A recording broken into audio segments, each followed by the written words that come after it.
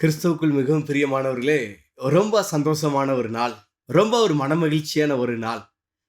இது எதனால நம்மளுக்கு அவ்வளோ மகிழ்ச்சின்னா, அந்த டிசம்பர் 25 கிறிஸ்து உங்களுக்காக, எனக்காக இந்த உலகத்துக்கு வந்தார். இதுதான் நம்ம கிறிஸ்மஸ் என்று சொல்லி இந்த பண்டிகையை நாம் கொண்டாடி கொண்டு இருக்கிறோம். இது ரொம்ப கொண்டாடக்கூடிய ரொம்ப முக்கியமான ஒரு பண்டிகை. ஏன்னு பார்த்தீங்கன்னா, நல்லா சொல்லப்போனா பிறப்புங்கிறத சொல்றத காட்டிலும் அருமையா சொல்லப்படுதா முதலாம் வருகை என்று சொல்லலாம்.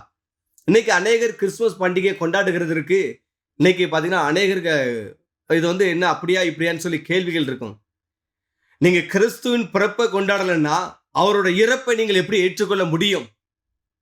ரொம்ப முக்கியமான ஒரு நாள் இது. அவர் பிறந்தது எதுக்காகன்னா, அவர் நமக்காக மரிக்கணும். இந்த பிறப்பை நமக்கு கண்டிப்பா கொண்டாடக்கூடிய ஒரு நாள்.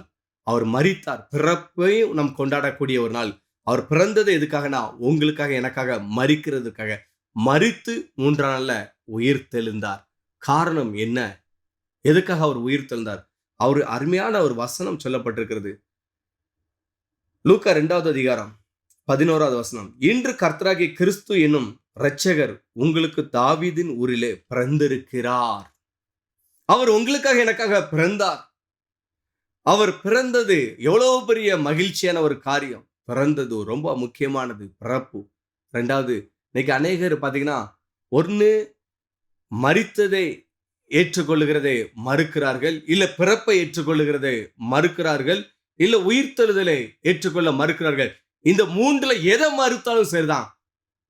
அவங்களுக்கு பேர் வேற தான் என்று வேதம் சொல்லுகிறது. அப்போ ரொம்ப முக்கியமானது பிறப்பை நீங்கள் நானும் கொண்டாட வேண்டும். கிறிஸ்துமஸை நன்றாக கொண்டாடுங்கள்.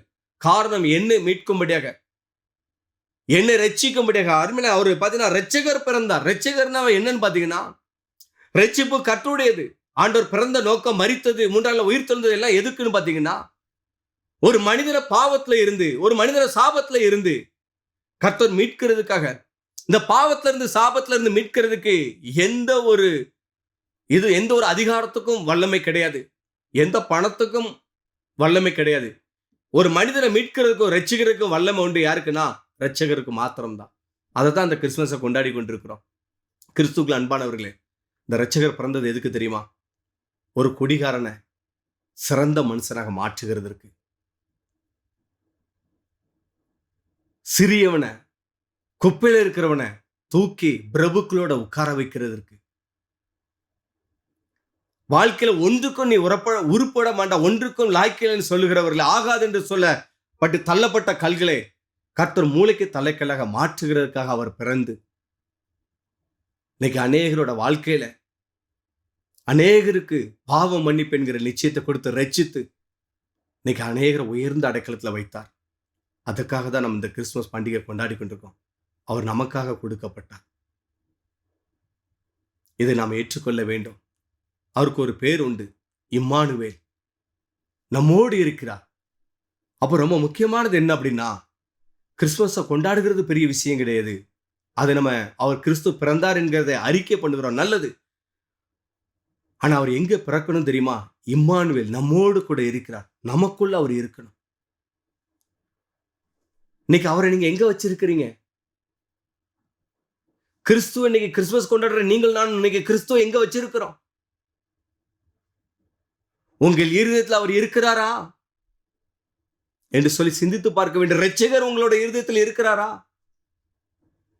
கிறிஸ்துமஸ் கொண்டாடுறது பெரிய விஷயம் இல்லை, கிறிஸ்துவோடு கூட கொண்டாட வேண்டும். இம்மானுவேல் நம்மோடு கூட இருக்கிறார், உங்களோட கூட இருக்கிறாரான்னு சொல்லி யோசித்து பாருங்கள், சிந்தித்து பாருங்கள். இந்த இரட்சகரை அலையுங்கள். அவர் உங்களுக்கு ரட்சிப்பை கொடுப்பார். ரட்சிப்பை கொடுக்கும்பொழுது அவர் உங்களோடு கூட அவர் இருப்பார். இம்மானுவேல் நம்மோடு கூட இருப்பார். நம்ம கூட இருந்து அவர் இந்த உலகத்திற்கு உங்களை வெளிச்சமாக, பூமிக்கு உப்பாக, ஒரு சிறந்தவனாக, ஒரு விசேஷித்தவளாக கர்த்தர் உங்களை உருவாக்கி ஆசீர்வதிப்பார். அதுக்கு தான் கிறிஸ்து பிறந்தார், உங்களை மீட்கிறதுக்காக.